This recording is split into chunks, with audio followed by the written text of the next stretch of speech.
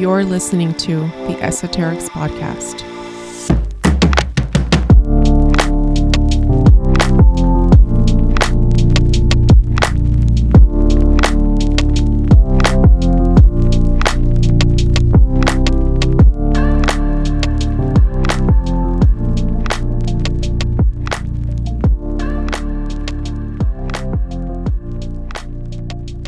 Hello, everyone. This is Fioraliz. And Joe is here too. Thank you for joining us this week on the Esoterics Podcast. Hey, Joe. Hi, how are you? I'm doing good, but I learned how to de-skunk a dog this weekend. Uh-oh, who got skunked? Both of them, technically. Oh. Yeah. Whose fault was it? It was Honey's fault, wasn't it? Yep. Yeah, I knew it. See, she's troublesome. Cute, but troublesome. Yep. She probably went after that skunk. Like, get out of my place, skunk. Dude, they cornered it. What did they expect? Like, those little dogs. Yeah, so. Everybody's always mad about the pit bull, but those little dogs will fuck you up. And dude, they didn't even get it. All they did was corner it. No. And then we're out there yelling at them. It's like 2:30 in the morning. We're out there yelling at them to come back in the house. And they come in and then, yeah, it was a mess. And then oh no. So we had to Google, is it okay to put tea tree oil on my dog? And Mike's the one looking it up. And he's like, it's highly poisonous. And I'm like, I'm not feeding it to them. I'm just putting it on them because I can't wash them. Oh no. Did you get the smell out? Yeah, I did.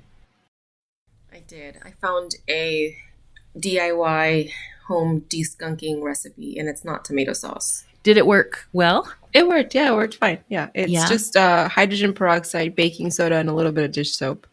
Really? Yeah. So it worked.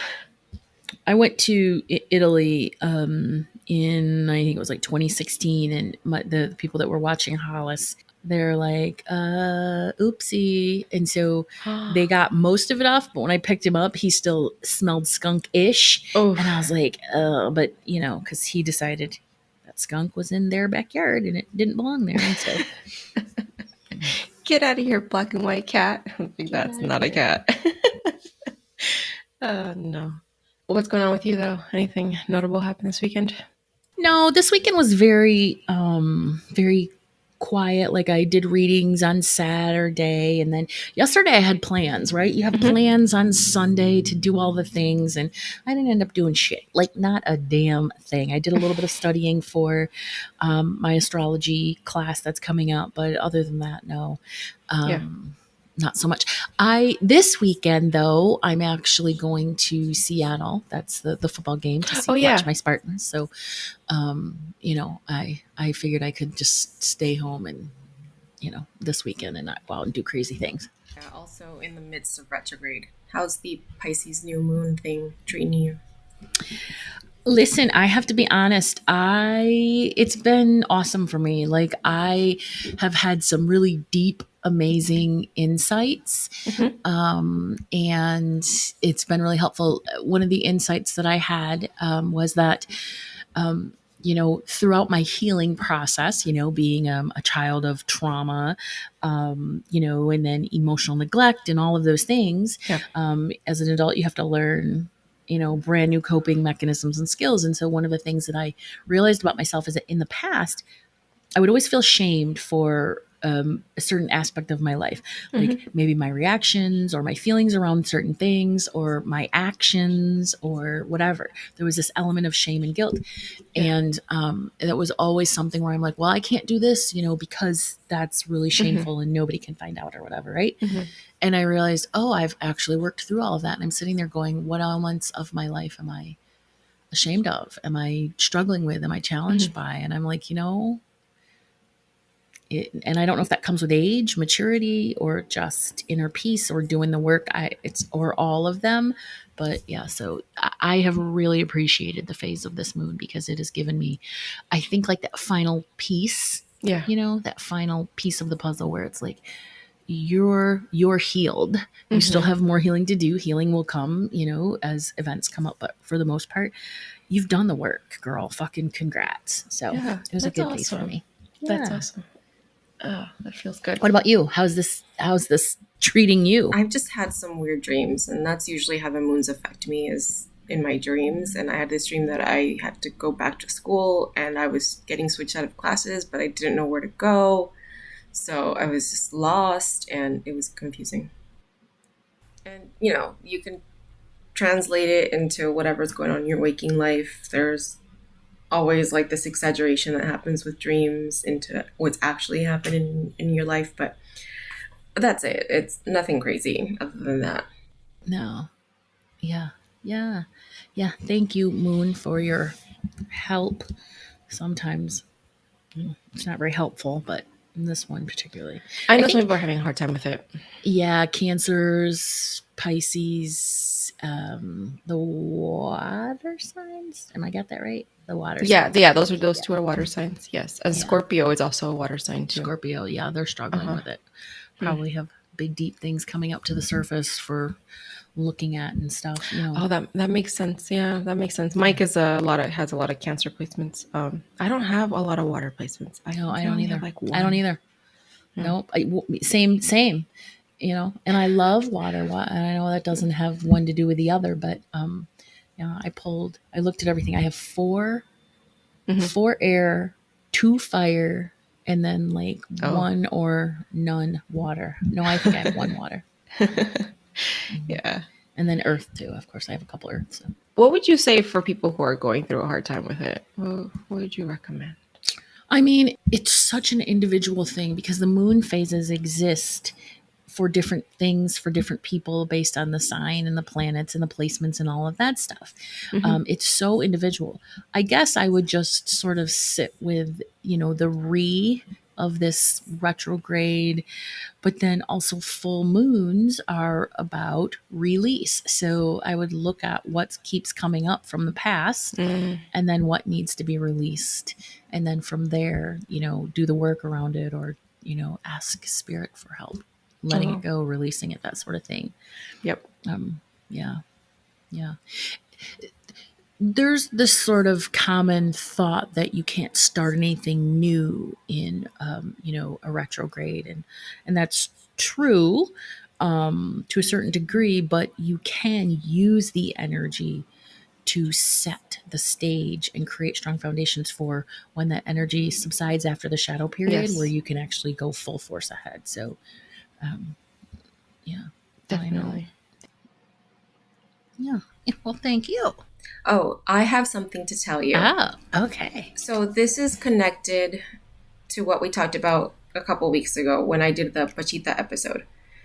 It's a little related today, but not so much.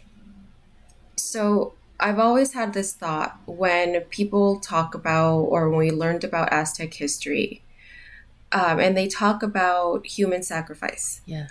And we learned that they built these pyramids, and then on top of these pyramids, they performed these human sacrifices, and this is the way that the blood would pour out and all this stuff. It never sat right with me. I always felt like there was something more. It just didn't feel right.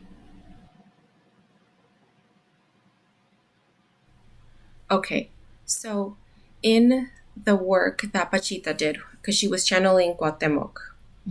So Cuauhtemoc talked to whoever he was speaking to. So in this case, it happens to be Jacobo Grinberg. It's written in his book. When he's in conversation with him, Cuauhtemoc, again, for anyone who didn't listen to the Pachita episode, he was the last emperor, the last Tatuani of the Mexicas, of the Aztecs. He said that that is not true. The Aztecs did not do human sacrifice. What they were actually doing was psychic surgery. Oh, you're kidding me. Ooh, both of my legs are tingling for that one. So if you go look, just Google Aztec human sacrifice. You'll find the drawings or sculptures that depict what's supposed to be human sacrifice. But take a look at those with that in mind. With the idea of they were performing a surgery. And all of a sudden, it makes sense. It makes sense. And yes, also human sacrifice could make sense. You can also come to that conclusion from looking at those. Sure. And the thing that he says too, and we know this, is the fact that history is written by the victor, and we don't get to hear both sides of the story.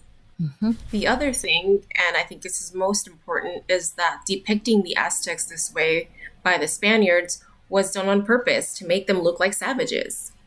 And in doing that, it allows them to, do everything that they did to them. Yep. Yeah. It's colonization. Again, it's colonization. Yeah. And, it's happening right now in the schools where, a lot of these education programs want to rewrite or whitewash history. Yes. Because then they don't need to address what needs to change, what happened, that sort of thing. And there's getting a lot of pushback on it. So it makes sense that it's moving into the spiritual realm as well. Yeah, and even the codices, because the codices ended up being written by friars, because all of the true history, all of the actual books from these Aztec and Mayan civilizations were burnt or destroyed or otherwise gotten rid of. And so then they, quote unquote, took it upon themselves to try to preserve their history, which is like, it's not your fucking history to preserve in the first place. No. But of course, there's going to be human bias in it. It's not going to be accurate.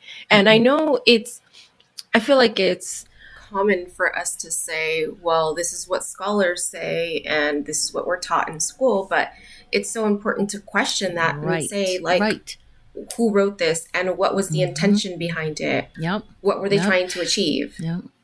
Yeah, that's a good one. It's like with the oracles of Delphi, right? All of these scholars say it couldn't possibly be, the fact that they were being, influenced by these gases. It had to be, psychosis. And it's like, you don't fucking know. How do you know? You don't know for sure. No. I mean, listen, I'm going to question a scholar. Anybody that calls himself a scholar, I'm going to question. Right? We're allowed to. I'm allowed to. That's right. Yes. All right. Excellent. Good. There's some clarification, y'all. Yep. Pachita. Still love saying her name. Pachita. Sweet. Okay. So what are we talking about this week? This week we are talking about Jacobo Grinberg Zylberbaum. Yay. So he's the scientist who actually worked with Pachita, and he's the reason why we have a whole book written about her. Okay. Jacobo. Yeah, he's an amazing story in himself. He was just this amazing person, incredibly intelligent. He wrote 55 books by the time he disappeared at the age of 46. Wow. But that's another story, which we'll get to. Here we go. All right. So Jacobo was born in Mexico City. He was born December 12th, 1946. That's 1212. There you go. Mystical. It's a good number. Mm-hmm. So his grandparents were actually Polish Jews who immigrated to Mexico in 1929 when his father was only 7 years old. They were seeing the writing on the wall situation going on in Europe at the time, and they immigrated to Mexico. And so Jacobo himself was Mexican national. He was born in Mexico. Okay, I have a question, though. Yes. Grinberg Zylberbaum. That doesn't sound Mexican. No, so, his family was Polish, and so they changed their name to Grinberg. I don't remember what their actual Polish last name was, but yeah, they changed their name, but they were Polish. Yeah. Okay, so that's what he wasn't. Jacobo is not indigenous, right? No. Okay, he was just born in Mexico. Yes, he was born in Mexico. All right, good. That's just what I want to clear up. I'm like, wait, that doesn't track. No, the name is not. No. He was the oldest of 6 brothers, and Jacobo's mother passed away from a brain tumor when he was only 14 years old. Unfortunately, this tragedy is also what sparked his interest in the study of the brain. He studied Mexican shamanism, Eastern disciplines, meditation, astrology, and telepathy, but everything that he studied, he did it through the lens of the scientific method. And he would go on to write more than 50 books about all of these subjects. And this is really what sets him apart from anyone that I've ever studied or learned about. Because usually you get these people who it's one or the other, like a very scientific approach like Carl Jung, or you get into like more woo, more shamanic, and you get into things that can't be scientifically proven or otherwise explained. But that's really what sets him apart, is because he took the scientific method to explain the woo. Yes. Okay. In 1970, he went to New York City to study psychophysiology at the Brain Research Institute. He earned a PhD at the E. Roy John Laboratory, and his PhD focused on the electrophysiological effects of the geometric stimuli on the human brain, which I thought was interesting because we talk about sacred geometry. Mm-hmm. And he was also the founder of the National Institute for the Study of Consciousness at UNAM in Mexico. Mm-hmm. Unfortunately, his work came under a lot of scrutiny because with other scientists, Yeah, I'm they sure. were like, no, Right. you know. So his reputation as a scientist did, fall into some dangerous territory because of the shamanism studies. He combined them into his professional world, always trying to understand like the magic world. He attempted to change the way that the relationship between science and consciousness is understood. That was really that was his goal. The main way that his fellow scientists rejected his work, though, was that they called it psi assumption, which I'd never heard of that, but it's the assumption that any statistical deviation from chance is basically not true. Like just saying that it's almost like unless it's 100% provable, it's not. Yeah, Yeah. that's the argument behind it. Yeah, that sounds like Sheldon from The Big Bang Theory. We're not, you know what I mean? That sort of nonsense. Sure. Yeah. Yep. So this is where I think is the most interesting part of his work. He conducted a lot of experiments, and one of them was having two people meditate in a room together for 20 minutes. And I think it's interesting. It's a very cool coincidence that 20 minutes is also what they use in the transcendental meditation technique. Yeah. 20 minutes. Yeah. So after they did that, they would set the intention that they were going to send messages telepathically to each other. Yeah. And in this particular experiment, both people were then separated into two different rooms, both of which were shielded from all electromagnetic energies. I'm not sure how they did that. But then after that, one person was presented with random flashes of light designed to elicit shock responses. And then the other person, sitting in a different room, was hooked up to an EEG machine. And then this subject's EEG readings showed a similar shock response, perfectly timed with the other individual's light flashes.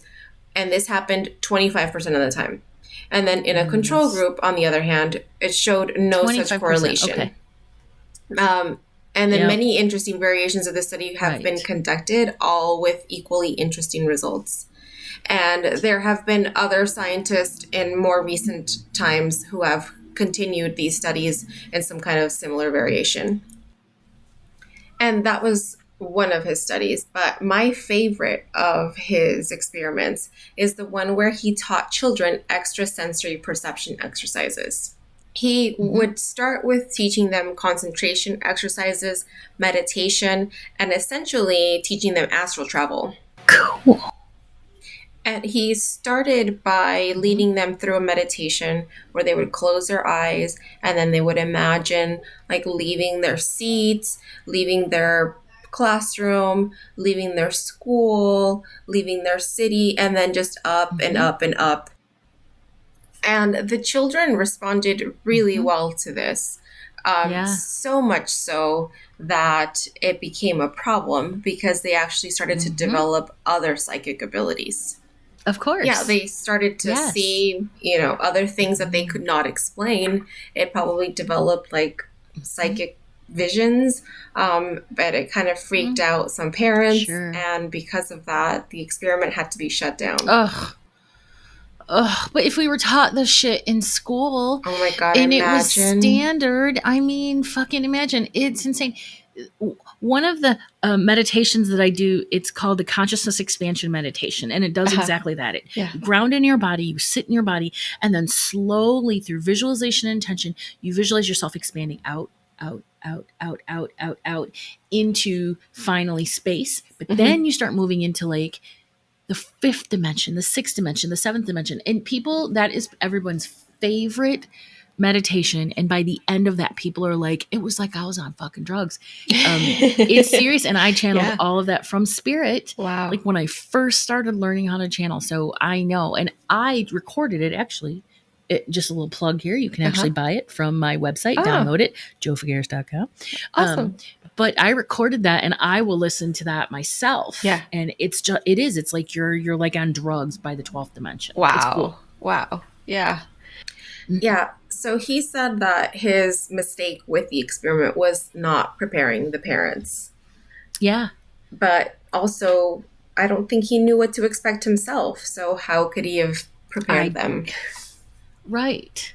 Yeah. So mistake, maybe just not thoroughly thinking through. I have no idea. Yeah. Or not anticipating that parents would get all freaked out. Exactly.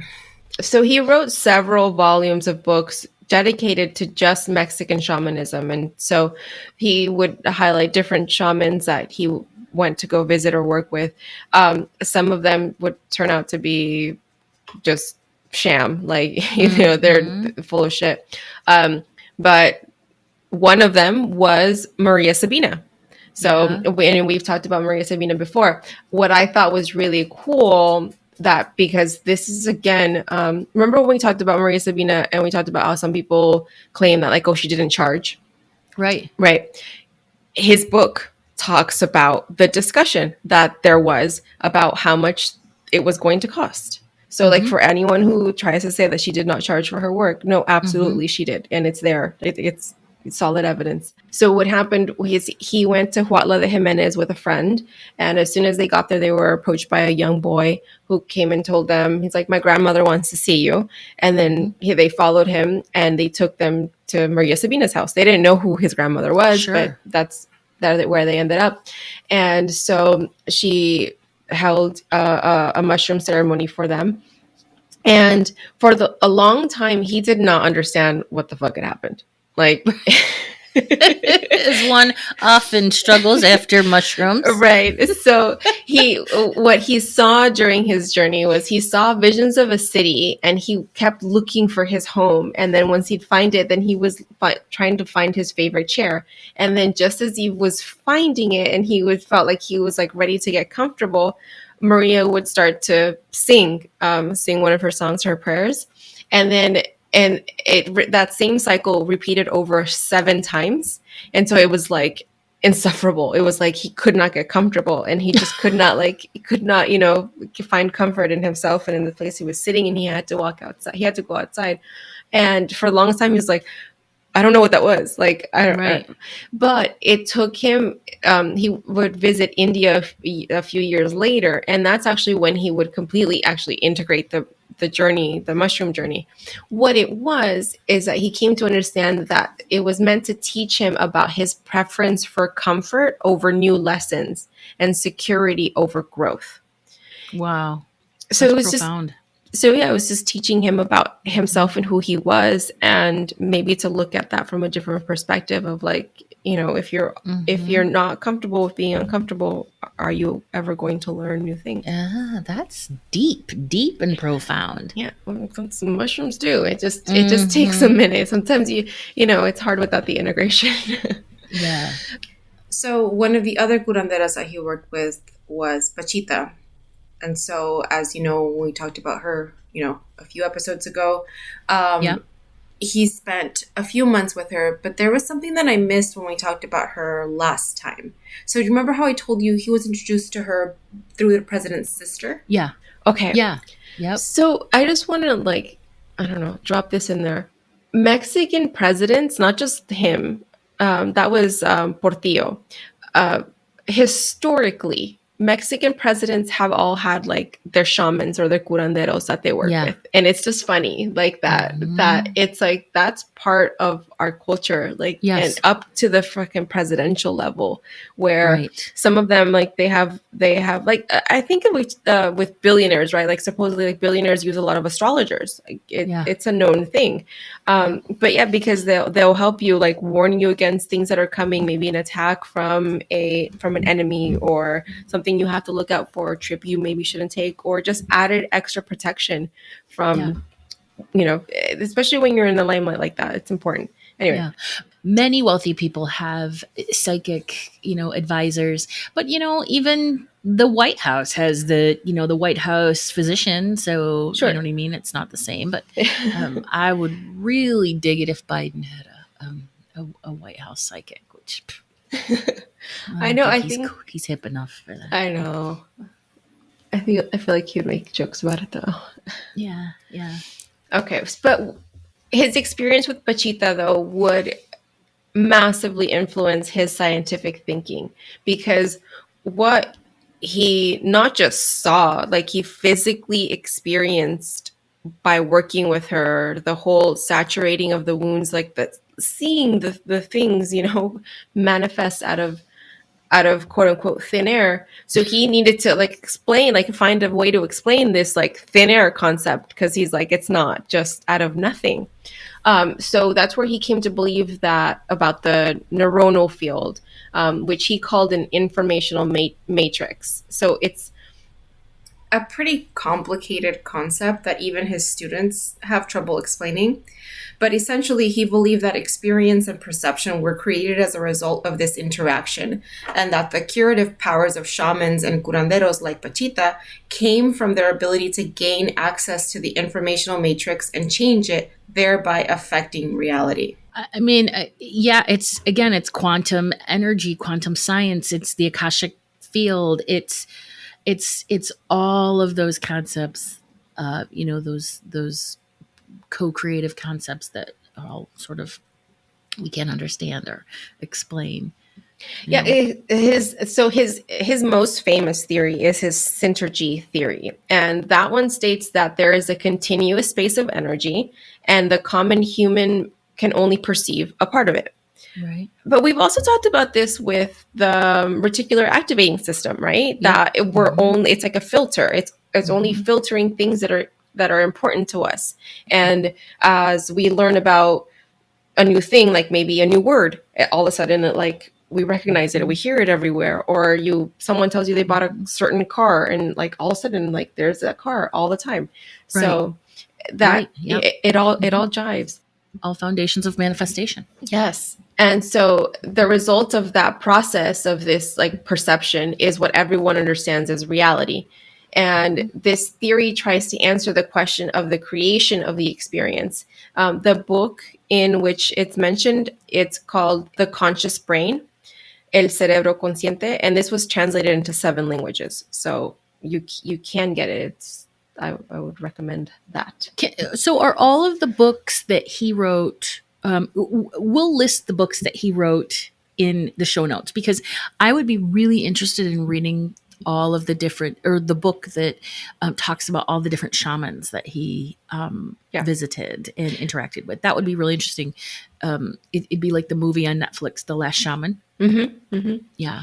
Okay. Yeah, he has several volumes. We'll link the website that sells his books, because that's where everything is. Okay, that's where everything is at. Yeah.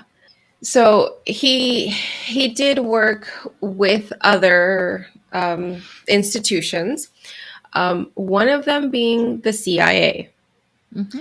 And we found out about this information. There were some documents that were declassified. I believe it was 2008. Could be wrong about the date, but then there was the Gateway documents, which were released just like 2 years ago. In the Gateway documents, his work is cited. You all you have to look for is Jacobo Grinberg Gateway documents, and then it'll pop up, and it just presents his theories. So he did some collaboration with the United States government. We don't know what. We don't exactly. I mean, other than like what's cited in the Gateway documents, we don't know to what extent exactly he worked with. Okay. And now let's talk about what happened to him. Because as of December 9th, 1994, no one's heard of him from him. There's no trace of what happened to him. Okay. So there's a bunch of speculations as to what could have possibly happened. But his friends and family, one of the main things is that they all agree that he would have never voluntarily just left without saying something because of his daughter, especially because of his daughter. And he did only have one child, but he wouldn't have done that. Like all his friends and family all agree that that's just not who he was as a person. that shoots down because there's a bunch of theories. There's a bunch of conspiracy theories and just ideas of what could have possibly happened to him. Some people thought that like maybe he was off with like shamans or gurus somewhere, but he wouldn't have done that specifically and not sent a message home and not brought his daughter or something. Other than that, everything else is pretty much worthy of consideration. Okay, so let me tell you the story. So December 9th was a day after he was last seen. This is his third wife. Her name is Teresa. And she cashed the day after he was last seen, she cashed a check from his book distributor for $1,000. And then the next day, she told the watchman at their country house in their neighboring state of Morelos not to show up for work, saying that her husband had flown to Guadalajara. And then on December 14th, his family had planned a birthday party for him because remember, his birthday is the 12th. They had planned a birthday party, which he had missed. Well, his wife, she told his stepmother that he'd gone to Campeche, which is another place in Mexico, and that they would leave for Nepal immediately upon his return. So kind of just like making up a story like, oh, he's over here, but as soon as he comes back, we're leaving again, which is kind of a little right sus. To just buy some more time. Yeah. And then on December 24th, his wife showed up with a blonde-haired foreign woman at their house in Morelos, and she left with her dog, kitchen utensils, clothes, and a table. And then after that, a watchman at their Mexico City apartment said that Teresa moved out on December 29th, even though their lease didn't expire until March. And this was 3 weeks after Grinberg was last seen. So about that time, a man showed up with Teresa's dog at her mother's house with a note from Teresa asking her to care for the animal. And, at this time, the dog was still there. And then her mother first told police that she hadn't spoken to her daughter in years. But then once they did an investigation, they found that there were phone records showing that the two had repeated contact in late 1994. So they were not being honest. Right. It's very suspect. And then okay, so so just to back up a little bit, so why is the mom not being honest? We don't know. It's her mom, Teresa's mom, not being honest. Oh, right. Are they covering up for her? Right. Okay, so that's really what I'm trying to get at. Yes. Like, so who's the suspect here? Where is the right? Okay. Yeah. Sorry. Yeah. Well, so then the other thing that his wife did too is that she also called his students and said, "Take care of the lab. He's asking you to take care of the lab while he's gone." And that was not normal. It was not normal for him to use his wife to communicate to his students. Right. That's something that he would have directly said to his students. Yeah. And then after that, she just disappeared for 5 months. For 5 months, nobody knew where the hell she went. And then in May of 1995, she appeared at her aunt's house in Rosarito Beach, which is just like south of TJ. She stayed about 2 weeks, called her mother on Mother's Day, and then left. And then no one's heard from her since. Yeah. Where's the daughter? His daughter is from one of his previous marriage. So she's an adult now, and she's like, there's a documentary too, and that goes into all this in his disappearance. And his daughter is in the documentary. Yeah. Cool. She's a grown adult woman now. Okay. And supposedly no one's heard of her since. She wasn't really, they didn't consider her a suspect. Like the police didn't consider her a suspect, although like his family believes like there's definitely something there. Here's the weird kind of kicker part. Her family, all her relatives, say that she never mentioned anything about being married to anyone. And when the police first showed up with a picture of Jacobo and said like, do you know, have you seen him? Blah, they had no idea who he was. They had no idea she had a husband. How long had they been married? A few years. Oh my God. Yeah, it wasn't like What's they going on had. with this Yeah, it crazy was. bitch? It wasn't. What did this Yeah, crazy bitch do? Or was it her? Maybe it was the two of them. They planned an escape. Who yeah. knows? I don't know, but that's the thing. It's like that's where his family's like he wouldn't have done that. He wouldn't He have just wouldn't left his have. daughter. He wouldn't have left his No. daughter. Okay. No. His one of his brothers is actually a famous actor. His Ooh. name is Adi Telch. He's like a famous Mexican actor. He's in novelas and stuff. Yeah. Um, that brother actually said that he found out that Teresa is actually living in the U.S., but the police haven't. Okay, without a body and without a crime scene, there's no crime, right? Like otherwise, it's just a disappearance, and so they don't have a suspect because they don't Yeah. have a crime, and so even if she is actually living in the U.S., they can't. The police can't do anything about it because she's Right. technically not a suspect. Yeah, Right. yeah. And you know, spirit always comes through in any mediumship readings. Spirit's like, justice is a human construct. Spirit doesn't give a shit about justice. They really don't, unless it has to do with the soul blueprint or a soul contract of the living. Then they're like, okay, yeah, we're gonna bust this shit wide open for you. But if it doesn't, if it's just karmic experientialism, they don't give a shit. So again, going back to the fact that he was friends with the president's sister, the president did assign a special investigator to his case, Officer Padilla, and he went on. He was the one like conducting the investigation, but they never found anything. And what he says is the overwhelming fact, investigatively speaking, is that he's not here. I don't have a body. I don't have blood. I don't have a trail. I just don't know. And he said from there, it's really a question of if you want to believe the evidence shows that his wife is on the run, that she might be in the US. I presume that there's something illicit behind all this and she knows something about it. Whether he's dead, alive, or kidnapped is another question.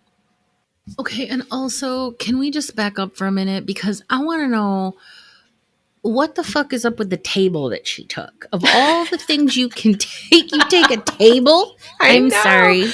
Why? What was it about that stupid ass table?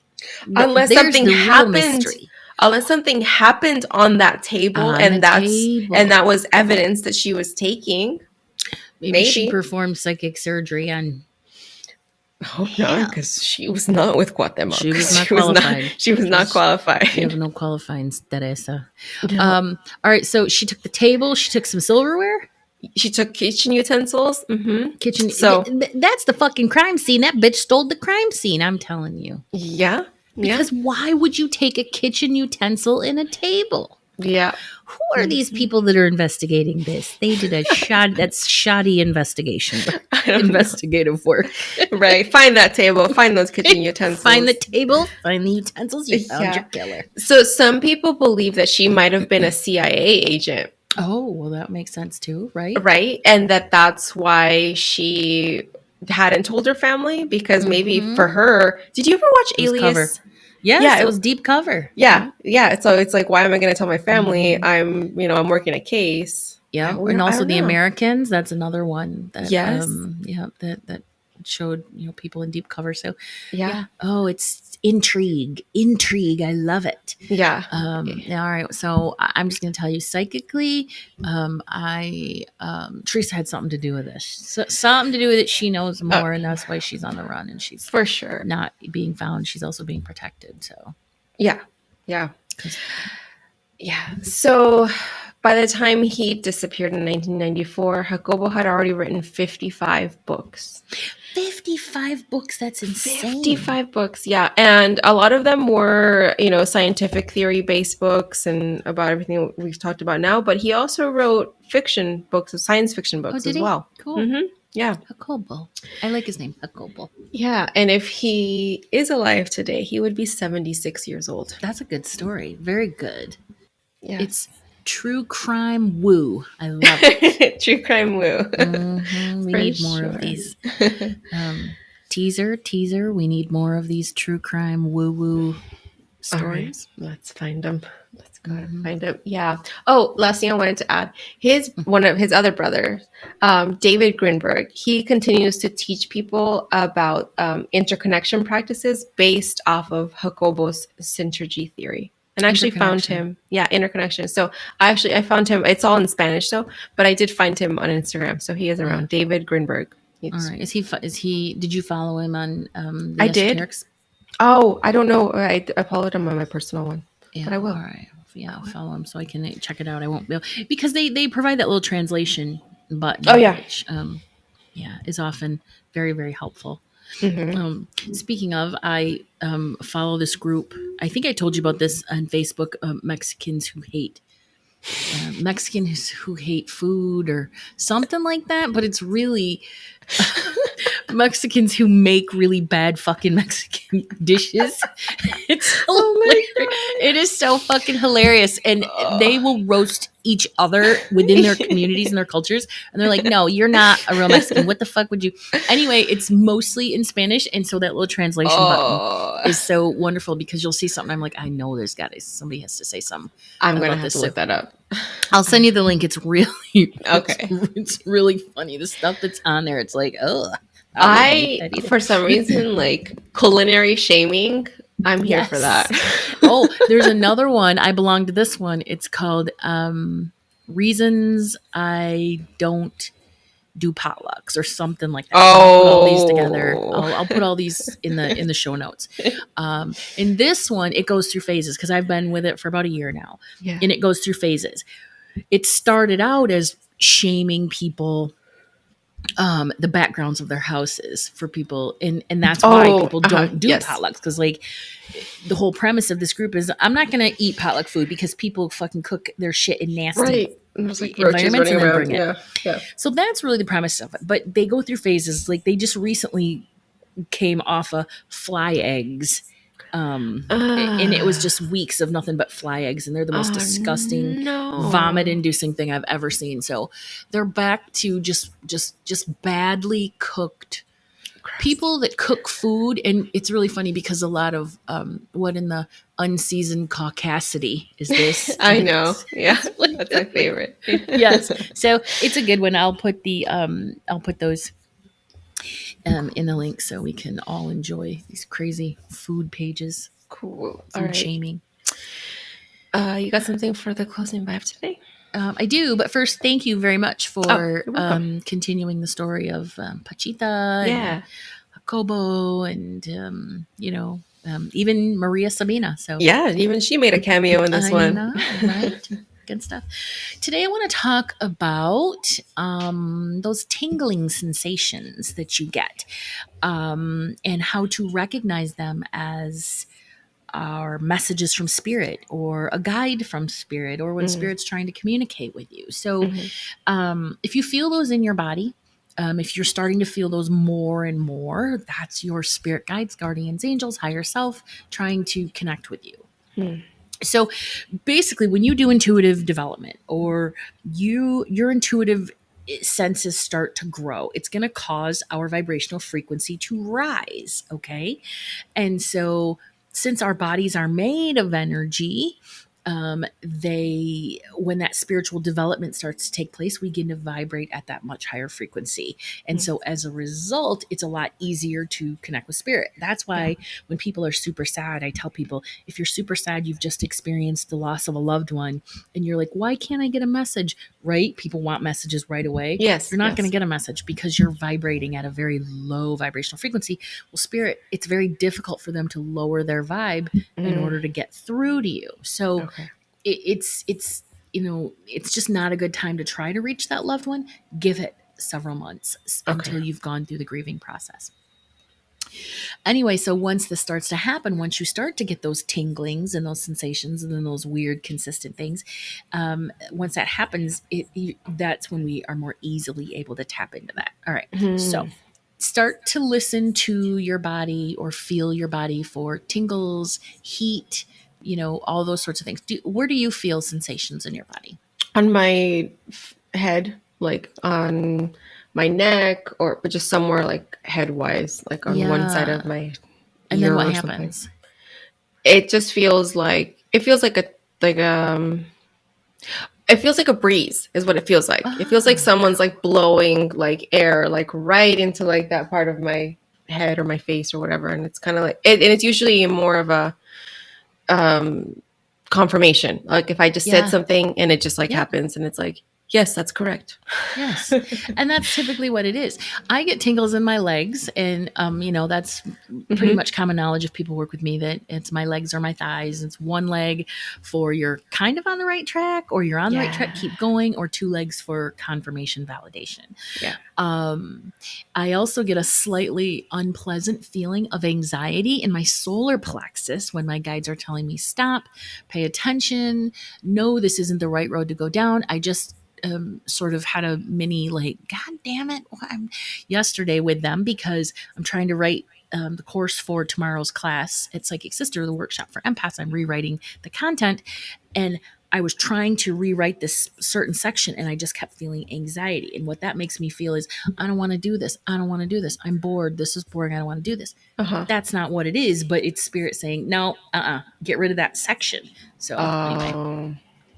It's also common to feel tingling at the top of our crown chakra like you, because it's the primary energy center where we use that to connect with spirit. And that's where we receive, the guidance and all that stuff. So if that happens, when your crown tingles, think of it as a spirit, as a signal to open up to receive guidance. So basically, if your crown starts tingling, take a minute and just quiet and listen and say, okay, I'm opening up to receive more. Tell me more. Show me more. Help me to feel more.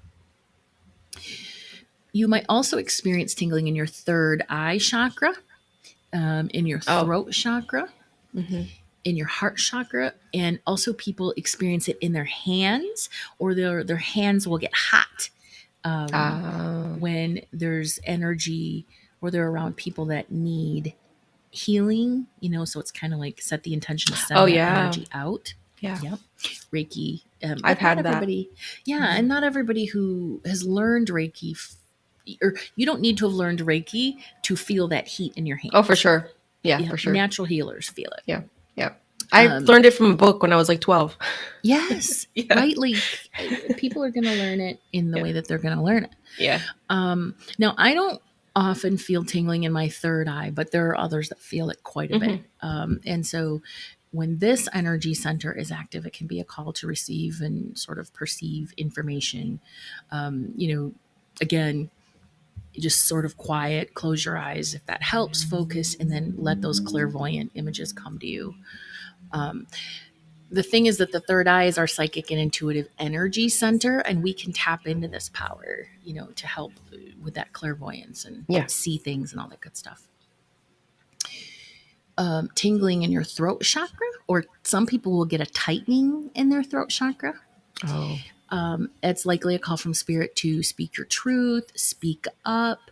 And a lot of empaths have trouble speaking their mind, or setting like strong boundaries. So that's very common, mostly with the restriction. I know when I'm reading people, if they have problems speaking up, or spirit is saying that they need to learn to speak up and stand in their truth, then my throat will start feeling itchy, like clearing it a lot. Let's see, if the heart center, your heart chakra, that's again often referred to as the heart center. If you feel tingling in this area, it's sort of a message to open up your heart, maybe with compassion or love or perspective or something like that. Yeah. I never feel it in my heart center, and I would be interested in hearing from people that do. Like, what does that feel like? Yeah.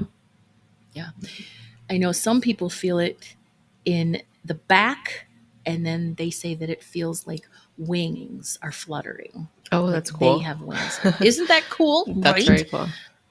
Sometimes I'm like, why can't I feel it?